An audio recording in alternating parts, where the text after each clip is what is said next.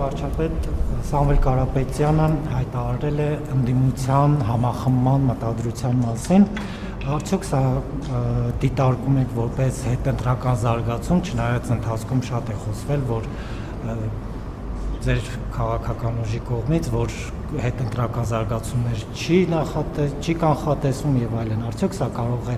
դրա նախերգանք դիտարկվել եւ ինչպիսի զարգացումներ կարելի է հետընտրական կանխատեսել։ Երկրորդ հարցս վերաբերում է թրիփ նախագծին, որ փուլում է ներկայումս այն գտնվում, արդյոք արդեն հայտնի է նախնական ներդրումների համար անհրաժեշտ կապիտալ կա, թե ոչ, եւ այդ ներդրումները ինչ մասնաբաժիններով է նախատեսվում։ Ձեր նշած համախմբումը նոր չի տեղի ունեցել, այդ համախմբում վաղուց է տեղի ունեցել, ուղղակի չէին հայտարարում, որ ժողովրդի տրամադրությունը չընկնի։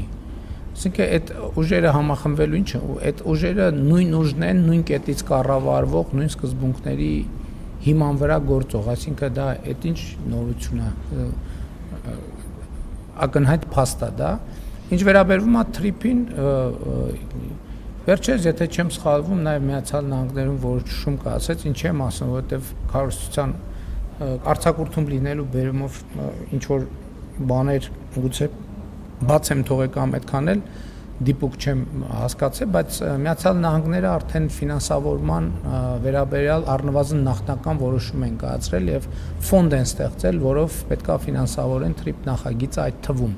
եւ տարածաշրջանային մյուս նախագծերը, ընդ որում մեծ ֆոնդ էր հատկացված,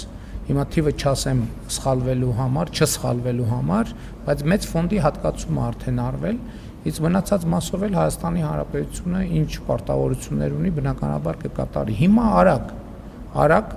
այսինքն թուղթը ստորագրվեց,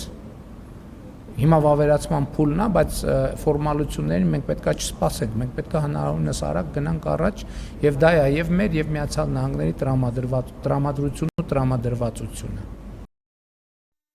Հավանիչ տեսանյութը եւ բաժանորդագրվիչ նորությունները բաց չթողնելու համար։